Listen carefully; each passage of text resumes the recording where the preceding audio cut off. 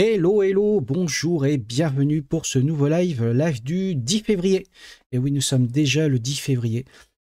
Que le temps passe vite, que le temps passe vite. Donc, j'espère que vous avez souhaité la bonne année à tout le monde parce que maintenant, c'est bien trop tard. Si je dis ça, c'est parce qu'il y a encore des gens en février qui souhaitent la bonne année. Moi, je pense qu'il faut passer à autre chose. En tout cas, plutôt que de se souhaiter une bonne année, je vous souhaite déjà une bonne semaine. J'espère que pour vous, elle a bien démarré. Et juste faire un petit coucou donc à celles et ceux qui sont dans le chat. Donc je vois Cyberyoda99, Dadounet95, salut Dadou, Sylvain alias Goose, Don Rakis, Jeff Mori, il y a, ah oui, donc GG, merci beaucoup à Caillou qui vient de me dropper un message d'amour dans le chat, super sympa, il me dit... Salut, je crois que c'est mon premier message ici, mais je regarde les replays sur YouTube avec beaucoup d'assiduité depuis que je t'ai découvert, donc merci pour ce que tu fais. Donc merci à toi, ça fait vraiment super plaisir, et je te confirme, c'est ton premier message dans le chat, puisque moi ça s'affiche ici comme étant ton premier message. Et pareil pour Xiantas, donc merci à vous, ça fait super plaisir. Vous, ça vous fait plaisir d'entendre un passionné parler, puisque pareil, c'est la première fois que je peux choper le stream en direct, et ça fait plaisir d'entendre un passionné parler, donc merci Xiantas. Moi, ça me fait énormément plaisir de partager tout ça avec vous et qu'on aborde tout plein de sujets très différents. Et donc, je finis. Salut Hardware, salut Laurent Chélus, salut XALS, donc salut tout le monde. Donc, bienvenue à tout le monde ici. Donc, comme vous l'avez vu là sur le titre du live, j'ai fait un petit peu de teaser ce matin sur Twitter et Blue Sky pour parler, donc, qui selon moi... Et la pire conception du monde pour parler du cingleton. Ouh, le cingleton. Ouh, le cingleton, que ça fait peur. Alors, bon, évidemment, j'en rajoute un petit peu parce que l'idée, c'est pas de dire que c'est un truc à absolument bannir de vos designs. Mais je voudrais parler de ce cingleton parce que c'est pas forcément un bon choix de design. Il peut répondre à des enjeux qui sont assez intéressants en ingénierie logicielle, pardon. Et pour autant, j'ai tendance à constater très souvent qu'il est très utilisé dans beaucoup de code, y compris dans du code avec plein de frameworks web modernes, pas de façon toujours très, comment je dirais, très légitime. Voilà. Donc, je voudrais juste un petit peu revenir sur ce design pattern.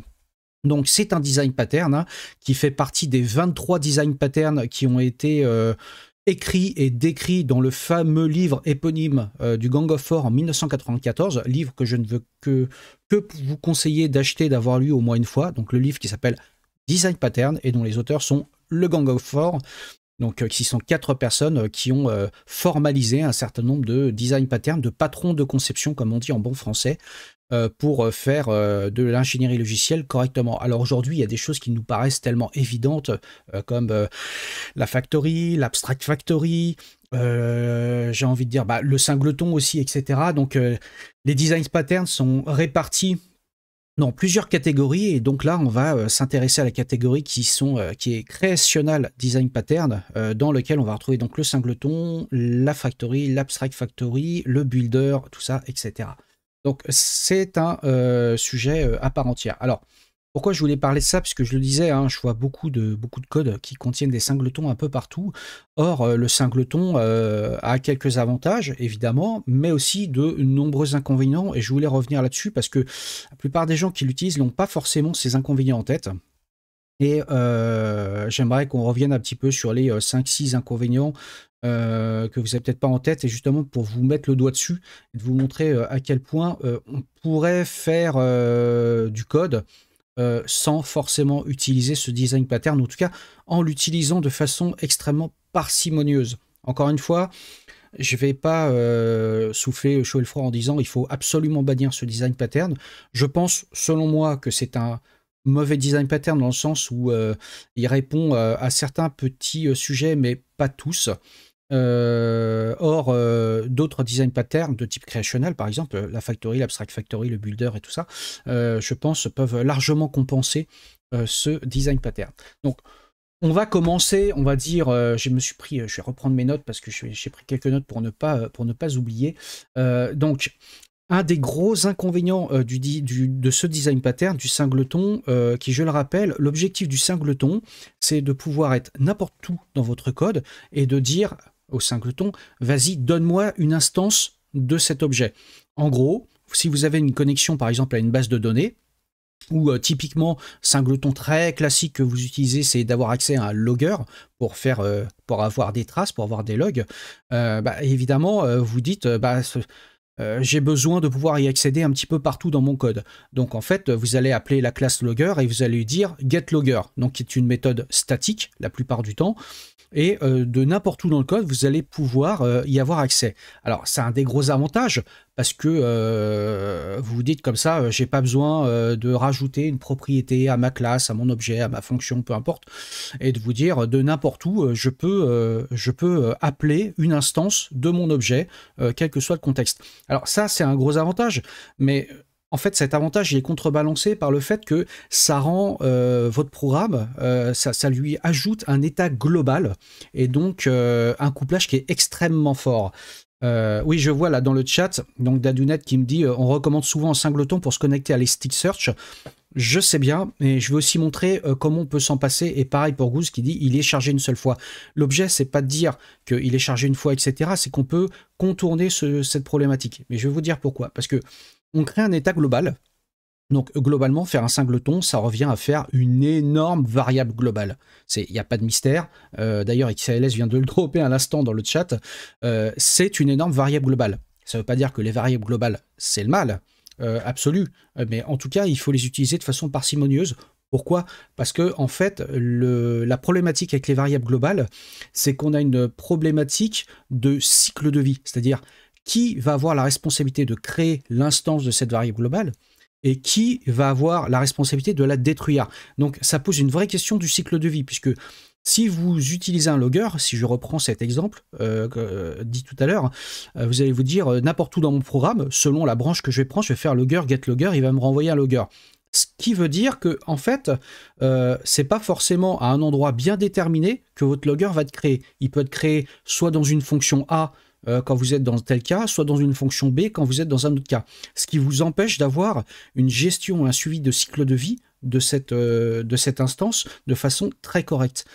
Et en fait, en vrai, quand vous utilisez cette façon de coder, vous allez vous dire, ok, getLogger, je peux t'appeler à l'endroit A ou l'endroit B, c'est facile, mais à quel moment l'instance va être détruite? Posez-vous la question. En fait, la plupart du temps, l'instance, elle est détruite, dans le meilleur des cas, quand le programme quitte.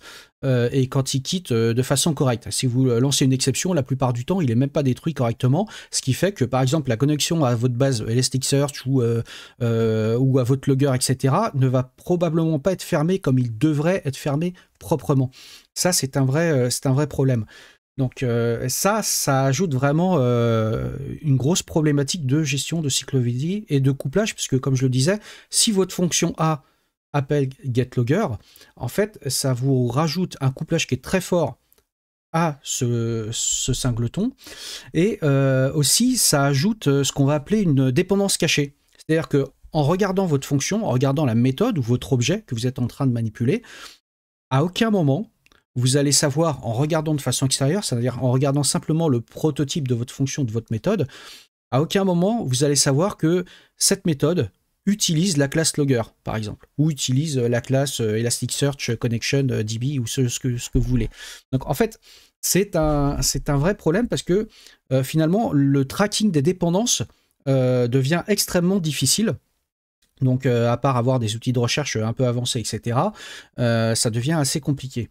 On va dire si on étend un petit peu ce sujet, c'est-à-dire le corollaire de ça, c'est que ça devient extrêmement difficile de tester votre fonction et votre méthode. Puisque évidemment, votre méthode, votre objet va dépendre d'une instance globale quelque part, et ça va rendre plus compliqué, on va dire, le testing unitaire, puisque au final, le test unitaire de votre fonction va aussi reposer sur le fait que l'objet, l'instance globale, le singleton que vous utilisez va être déjà embarquable dans vos tests unitaires, d'une part, et surtout testable et va avoir un comportement qui est répétable. Alors que la plupart du temps, lorsque vous dépendez d'un objet de type logger ou base de données, etc., vous allez faire un bouchon, vous allez créer une classe ou une instance de cette classe qui va vous permettre de bouchonner ça, et donc de pouvoir vous focaliser sur ce que vous voulez réellement tester, et non pas sur un comportement d'un objet global que vous embarquez. Donc, bon, tout ça, ça peut vous paraître un petit peu abstrait, et je vais vous montrer un petit peu de code que j'ai préparé sur le sujet. Je vais partager mon écran. Et donc, j'ai préparé un code avec une implémentation d'un singleton tout à fait traditionnel. Alors en C++, mais ça pourrait être encore une fois en Java ou en ce que vous voulez. J'ai envie de dire que peu importe le langage. Donc, je vous affiche une classe logger. Alors une classe logger qui est toute bête, hein, qui fait pas grand-chose, qui est donc instanciable par le singleton lui-même, puisque l'objectif du singleton, c'est que on puisse avoir une instance et une seule instance de ce type d'objet au niveau du programme complet. Ce qui veut dire que on va casser aussi ce qu'on appelle la chaîne de responsabilité. Ce qui veut dire que le logger en lui-même, ou peu importe le singleton que vous manipulez, va avoir pour responsabilité ce pourquoi il est conçu. Par exemple ici, loguer des choses dans le terminal. Mais en plus, il va avoir la responsabilité de s'auto-créer. Donc finalement d'agir un petit peu comme une génération spontanée, si j'ose dire. Donc il va pouvoir s'instancier, mais il va jamais réellement se détruire pour le coup. Donc un des principes élémentaires d'un singleton, la première chose qu'on a à faire, c'est que comme on ne peut pas l'instancier nous-mêmes ailleurs dans le code, et on ne peut pas le créer, on ne peut pas faire plusieurs instances, on rend le constructeur et le destructeur privés. Ce qui empêche à une partie du code ailleurs de pouvoir appeler new mon logger, puisqu'il va nous dire bah, le constructeur de la classe logger est privé, vous n'avez pas le droit de le construire. Et de la même manière, vous n'avez pas le droit de le détruire. Donc ça, c'est une des premières choses à faire, c'est que votre singleton, vous allez rendre tous ces constructeurs et destructeurs privés. Alors là, comme on est en C++, et je rends le constructeur privé, dans lequel je lui passe un nom de logger. Je désactive le constructeur par copie et je désactive l'opérateur d'affectation. C'est quelque chose que je fais souvent. A priori, si on simplifie le code à l'extrême, on devrait obtenir plutôt quelque chose comme ça. Voilà. Donc le destructeur, je lui dis que le compilateur génère un destructeur par défaut qui fonctionne, parce qu'il n'y a pas de logique métier dans cette classe particulièrement. Et on crée une variable globale, donc qui est privée aussi, qui va permettre donc d'avoir une instance globale, une variable globale de mon instance de logger. Et puis j'ai une propriété privée là qui s'appelle name. Donc là, vous voyez, c'est très simple, hein, l'interface est très simple. Sur l'interface publique, on a une méthode statique qui va nous permettre de récupérer l'instance. Alors, souvent en Java, on va l'appeler getInstance, ou en C# pareil. Ici, je l'ai appelé simplement instance. Des fois, vous pouvez l'appeler simplement get, peu importe. Vous avez une méthode statique qui va avoir pour rôle de vérifier si on n'a pas déjà une instance de cet objet qui a été créé. Si oui, on renvoie cette instance, et sinon, on crée cette instance et on crée une instance et on renvoie cette instance. Et puis là, j'ai ajouté quelques méthodes, puisque c'est un logger, une méthode pour imprimer une ligne de debug à l'écran, pour imprimer une ligne d'information et pour imprimer une erreur. Voilà, c'est juste pour aller un petit peu au bout de l'implémentation. Donc si on regarde l'implémentation elle est simple. Donc je retrouve ici ma variable globale qui correspond à l'instance globale de mon logger. Je retrouve ici le constructeur auquel je lui passe donc un nom de logger, et je le passe en propriété de ce logger. L'implémentation de mes méthodes debug, print et error, simplement j'envoie sur le terminal une ligne D, I ou E avec le message que je veux passer, le nom du logger et le message que je veux passer, très simple. Et la méthode instance qui va permettre donc de renvoyer l'instance globale de ce singleton. Donc là, on voit que l'approche naïve pour créer un singleton, c'est celle-ci. On rentre dans la fonction instance. Si l'instance n'a jamais été créée, c'est-à-dire que le pointeur ou la référence vers instance est nulle, à ce moment-là, je crée une instance et je renvoie cette instance. Tout simplement. Donc là, je renvoie une référence sur l'instance nouvellement créée. Donc ça, c'est une approche très naïve, mais vous pourriez vous dire que c'est bon, il n'y a pas besoin que ce soit beaucoup plus compliqué que ça. En fait, cette implémentation naïve, et qui est l'implémentation qui est la plus couramment utilisée, est complètement déficiente. Mais réellement, elle est déficiente. Et d'ailleurs, Don Rakiz vient de le dire exactement dans le chat à cet instant-là, c'est ce singleton n'est pas thread safe. C'est-à-dire que si jamais vous lancez deux threads différents, au même moment quasiment, et que globalement vous avez deux threads avec deux méthodes main ou run de ces threads qui font logger instance, à ce moment-là, on peut avoir une contention qui est faite, c'est-à-dire qu'il se retrouve dans un cas où instance n'est pas créée pour les deux, et les deux vont vouloir créer instance, et on va se retrouver avec une instance orpheline. Ça, c'est le pire des cas qui puisse arriver. Dans le meilleur des cas, le premier thread démarre et dit si l'instance égale nul PTR, alors je crée une instance et je la renvoie. Et ensuite, le second thread arrive, il dit si instance égale nul PTR, non, il n'est pas nul, donc je renvoie l'instance déjà créée. Mais dans le pire des cas qui puisse arriver, c'est qu'ils exécutent au niveau de, par exemple, dans deux cœurs différents du CPU, le même code exactement au même moment. Ce qui veut dire que si instance égale nul PTR, les deux threads vont dire ah oui, l'instance est nulle. Du coup, les deux threads vont créer une instance de logger. Et c'est le premier qui aura, enfin le dernier qui aura écrit dans underscore instance, qui aura raison, et on va se retrouver avec une instance orpheline. Donc, une façon de corriger ce code-là, alors un synchronized en Java me pose la question d'Adounet. Oui et non. Je ne vais pas rentrer dans le détail du synchronize en Java, mais le synchronize peut très bien, dans certains cas, ne pas être suffisant. Il y a beaucoup de littérature sur le sujet. Je vais juste éviter de déborder sur le sujet Java, mais en fait, ça ne va pas forcément suffire. Une des façons de le faire, de corriger ce problème, c'est de dire, bah, écoutez, de façon générale, je vais rajouter quelque chose pour protéger la création, et donc alors tout à fait, Donrakis dit il faut faire un double if avec un sync, tout à fait, et donc on va créer un mutex ici par exemple, après peu importe ce qu'on utilise comme type d'objet de synchronisation, et on va créer un mutex ici et je vais l'appeler mutex, voilà. Donc, et je vais l'instancier ici, hop, on va faire donc std2.mutex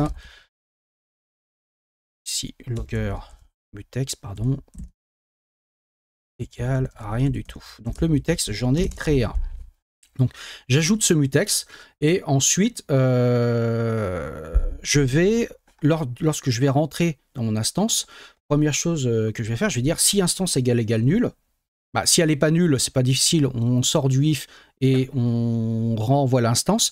Par contre, si l'instance elle est vraiment nulle, à ce moment-là, je vais devoir locker mon mutex. Donc je vais poser un locker.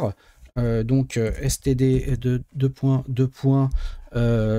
c'est un je vais y arriver, je me souviens plus mais c'est pas grave, donc on va mettre std locker par exemple de mutex, de mon mutex ici, mutex, voilà, et ça c'est mon locker, donc je vais locker. À ce moment-là, logguard, merci. Ça, c'est les aléas du direct. Logguard, voilà. std logguard, mutex, locker. Donc là, j'ai posé un lock sur mon mutex. Pour autant, c'est pas suffisant. Parce que si j'avais deux threads qui étaient exactement au même endroit, c'est le premier mutex, le premier thread qui a parlé, qui a posé donc son lock. Donc il va falloir retester une fois de plus. Ici, lock. Ici, voilà, de dire, d'ailleurs j'ai oublié un point virgule là, voilà, et on va réindenter, voilà. Donc là, je lock mon mutex, et derrière, comme il peut y avoir deux threads au même endroit, je reteste, si mon instance est nulle, alors j'instancie mon mutex, sinon je renvoie l'instance. Donc ça, c'est une façon de le rendre thread safe. Donc c'est un inconvénient, donc ici, d'avoir quelque part un code qui est artificiellement plus compliqué qu'il ne l'est, et de rendre finalement cette section-là un petit peu critique, je dirais, sur l'instanciation d'un mutex. Donc quelque part, comme je disais tout à l'heure, une des problématiques donc du singleton, c'est aussi donc cette façon qu'on a de l'appeler, de dire par exemple, là je vais faire logger instance.print hello world, logger instance.debug mon debug message, patati patata, etc. Ce qui veut dire qu'à chaque fois, je vais rentrer ici directement dans ce code-là, vérifier si mon instance elle est nulle ou si elle n'est pas nulle, etc., etc. Donc, ce qui veut dire qu'on a un code qui est finalement artificiellement plus lent que d'utiliser, je dirais, une référence ou un pointeur de façon traditionnelle. Donc ça, c'est une chose qui est quand même un petit peu embêtante. Et d'autant plus que si je regarde simplement d'un point de vue extérieur, je cache l'implémentation de ma méthode loop, rien ne m'indique dans la méthode loop que j'utilise logger, ce qui me rajoute un couplage fort quelque part, mais un couplage fort avec une dépendance qui est totalement invisible.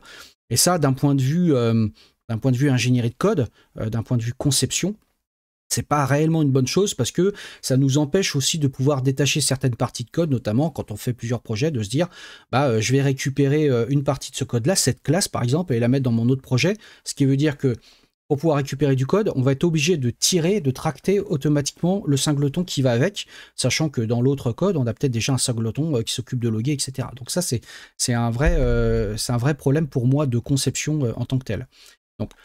Donc ce code, là, vous voyez, je vais retirer d'ailleurs tout ce que j'ai rajouté pour l'instant. Donc si j'exécute ce code, je vais afficher mon terminal. Je fais un petit make qui va bien, des familles. J'exécute mon programme singleton 1. Voilà, et donc par contre ça marche bien, hein. Il n'y a pas de débat là-dessus, ça fonctionne sans aucun problème. Donc je fais logger instance, point debug, debug, print, etc., etc. Donc ça fait ce que vous avez l'habitude de voir dans un programme Java, C# ou autre traditionnel. Mais comme je disais, ça me semble être un problème, puisque d'un point de vue ingénierie, on masque les dépendances, on rajoute un couplage fort, on a une variable globale dont on pourrait très bien se passer, et c'est surtout la responsabilité du cycle de vie du singleton qui n'est pas très clair. Parce que comme je disais encore une fois, hein, si on lance 2 threads, qui a la responsabilité de créer le singleton et qui a la responsabilité de le détruire?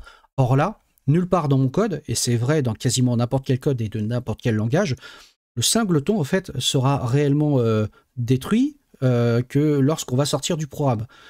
Là, c'est un petit peu différent parce que moi, il ne sera jamais détruit puisque j'ai fait une implémentation naïve en C++ sur lequel j'ai instancié avec un pointeur standard normal, un row pointer, comme on dit, l'instance, qui veut dire que lorsque je quitte le programme, en fait, mon instance ne sera jamais détruite. Et ça, c'est un vrai problème. Alors, je pourrais corriger ce problème en disant statique std.uniqueptr. Je peux rajouter un smart pointer de logger, voilà, et de créer donc une instance avec un smart pointer. Ce qui corrige globalement le programme, ce qui veut dire que le logger va se détruire au moment où le programme va s'arrêter. Mais imaginez que ce logger il est utilisé par un singleton qui représente la connexion à votre base de données. C'est possible, hein. Vous pouvez avoir votre connexion à la base de données et donc qui est un singleton et votre singleton qui est votre logger. Donc à ce moment-là, ce qui va se passer, c'est qu'à un moment donné, vous allez faire get instance sur votre logger ou get instance sur votre base de données. Chacun va vivre sa vie pendant la durée de vie du programme. Mais au moment où vous allez quitter, vu que ce sont des variables globales, qu'est-ce qui va se passer? Est-ce que c'est logger qui va être détruit en premier? Ou est-ce que c'est la base de données qui va être détruite en premier? En fait, on ne sait pas. On se retrouve dans l'initialization et la finalisation fiasco. Au final, c'est quelque chose qui est assez connu. C'est-à-dire que dès lors on a des variables globales, etc., on ne sait pas exactement, systématiquement, dans quel ordre elles sont créées ou instanciées, et surtout dans quel ordre elles sont détruites. Ça, c'est notamment en C++.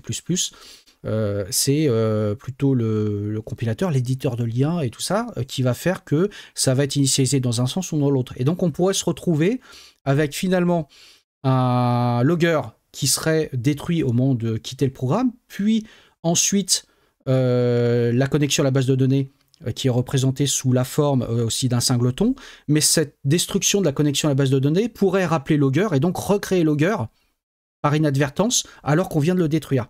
Et donc on se retrouve comme ça dans un cycle où on ne sait pas qui est responsable vraiment du cycle de vie, de la destruction de ces instances globales.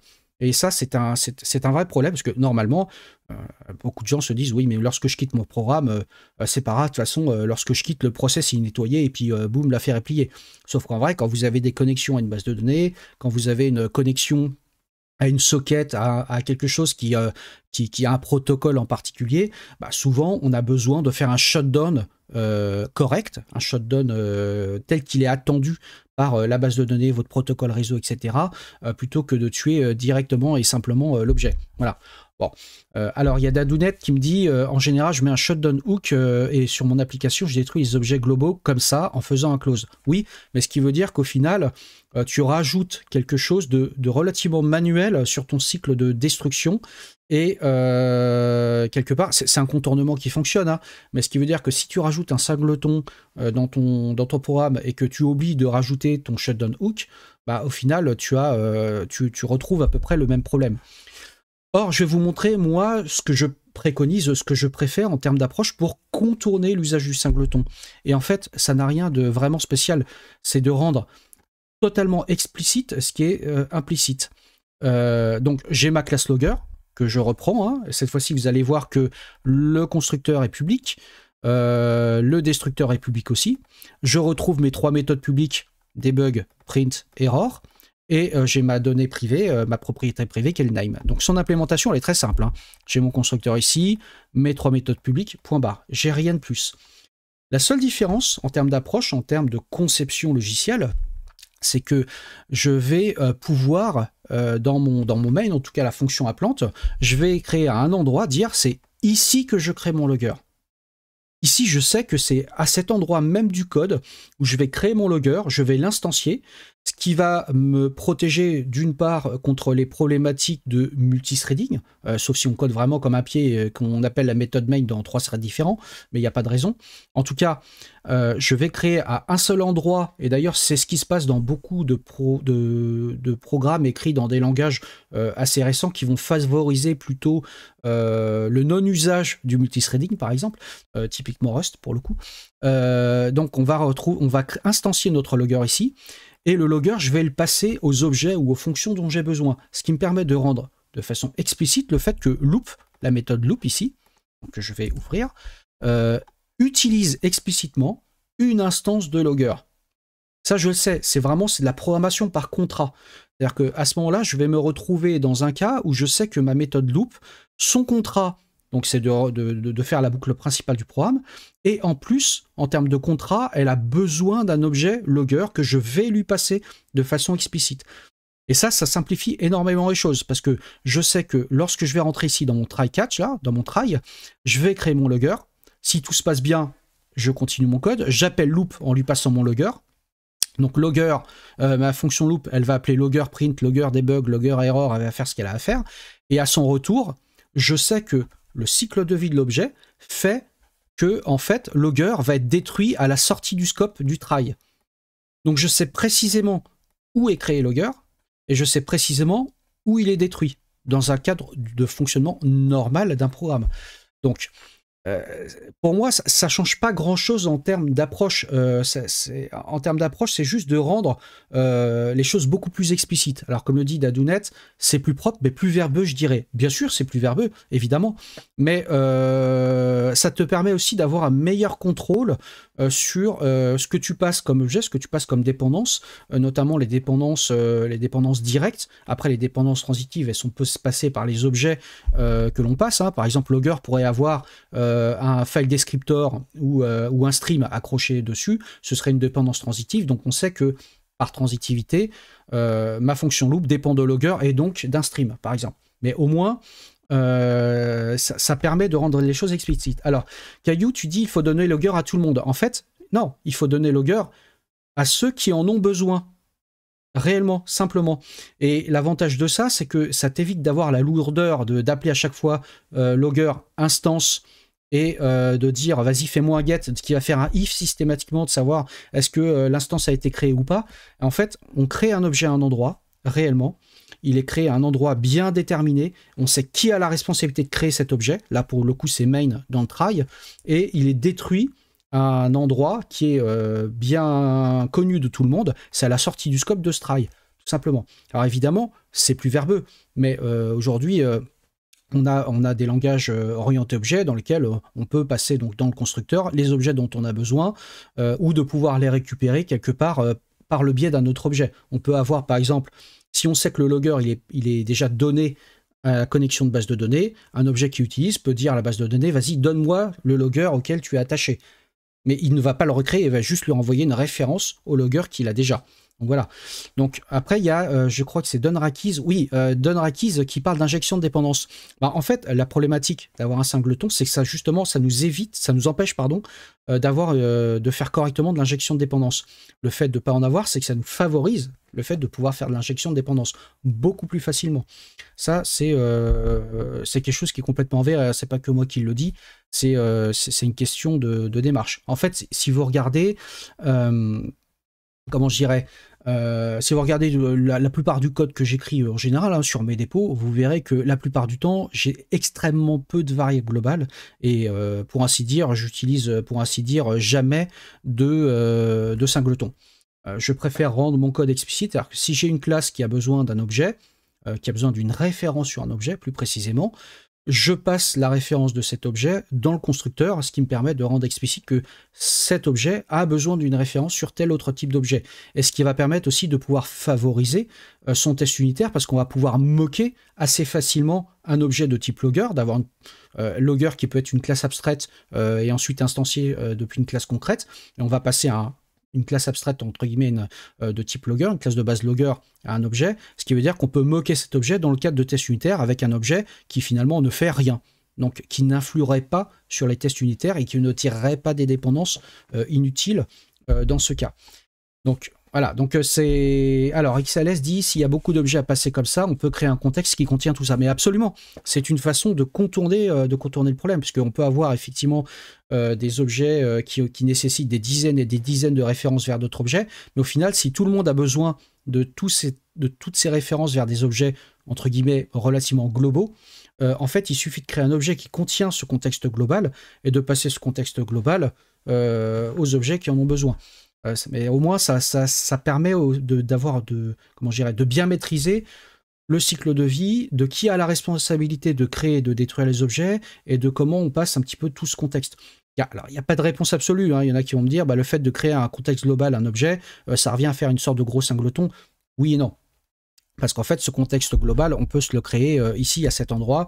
Je peux créer mon contexte ici, contexte global, ici. Hop, et en lui passant les paramètres dont j'ai besoin, et ensuite à ma classe loop, je lui passe ici mon contexte. Voilà, tout simplement. Ce qui veut dire que ça favorise aussi le fait que votre processus peut finalement avoir plusieurs instances de votre programme qui tournent dans plusieurs threads différents. Ça, c'est très classique, notamment pour des programmes qui ont une approche très transactionnelle, qui peuvent avoir plusieurs threads qui traitent la même chose, qui peuvent écouter sur des ports, qui sont des serveurs qui tournent et qui répondent de façon transactionnelle, tout en parallèle, et d'avoir juste le thread principal qui n'est là que pour surveiller que tous les threads continuent de tourner et qu'ils n'ont pas fini.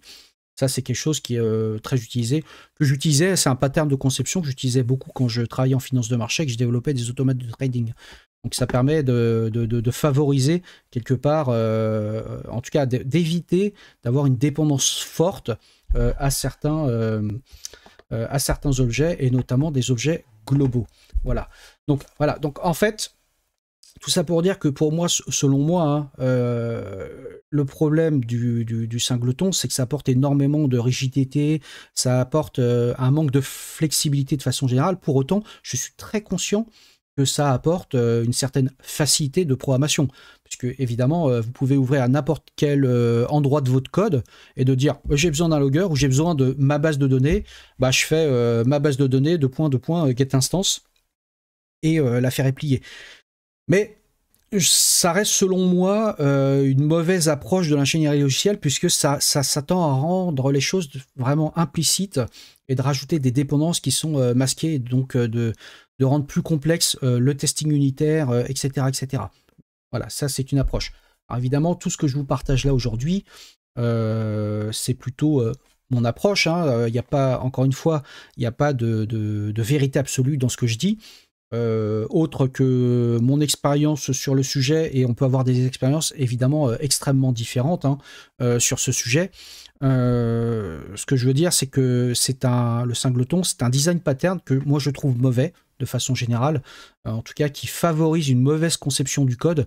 Et si je le dis, c'est parce que j'ai été confronté à des programmes dans plusieurs langages d'ailleurs, pas spécifiquement du C++, qui avait tendance à avoir des singletons un peu partout pour la base de données, pour le comment je dirais, pour le logger, pour ceci, pour cela. Et le jour où j'ai eu besoin, ça c'est vraie vie, hein, j'ai eu besoin qu'un automate de trading puisse être connecté à plusieurs bases de données en même temps. Ça a été l'enfer pour détricoter. Le fait qu'on avait une seule connexion et un seul singleton, parce qu'il a fallu rendre plusieurs parties du code exécutables dans des threads différents avec des connexions différentes à la base de données. Et ça c'était un enfer absolu.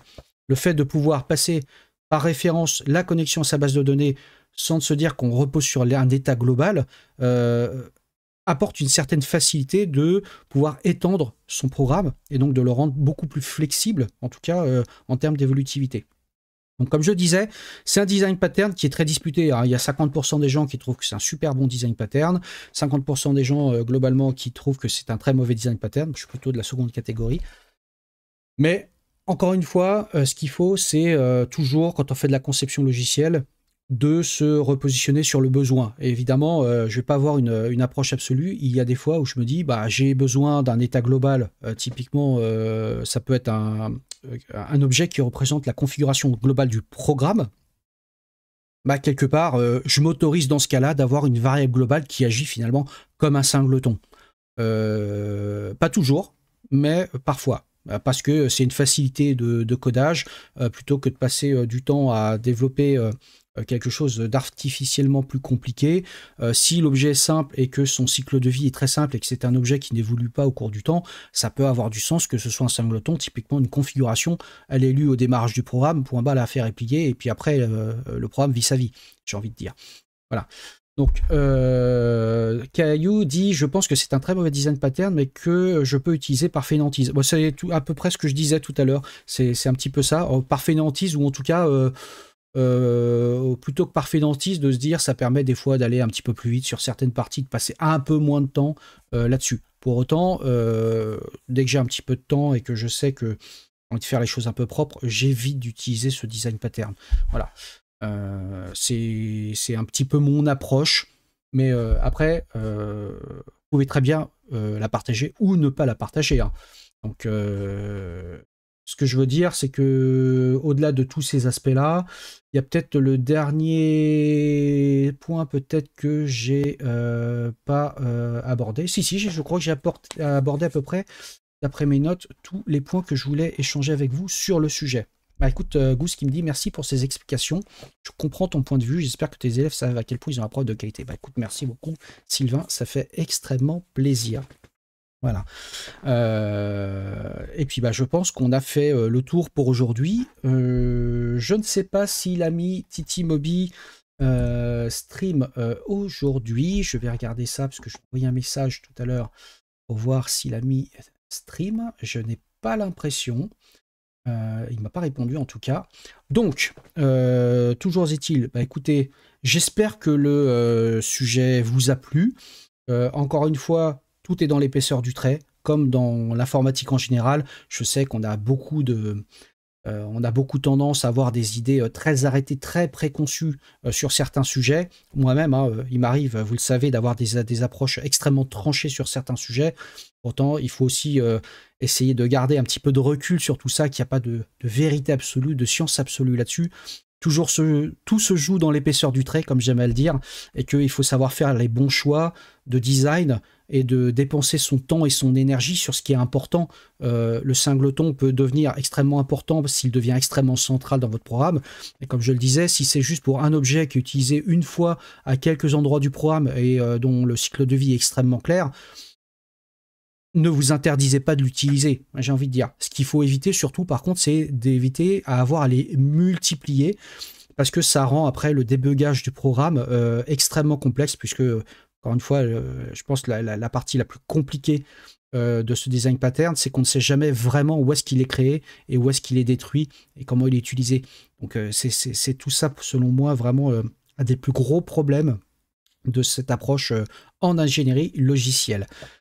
Voilà mes amis, écoutez, je pense qu'on va pouvoir clôturer ce live aujourd'hui. J'espère que le sujet vous a plu.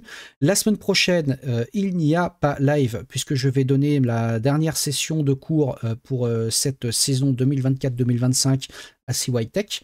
Donc on reprendra le stream plutôt dans 2 semaines avec un nouveau sujet. Je ne sais pas encore lequel. Si vous avez des idées de sujets qui vous botteraient, n'hésitez pas à m'envoyer des DM, à me dropper ça sur les réseaux sociaux, les internets et tout ce que vous voulez.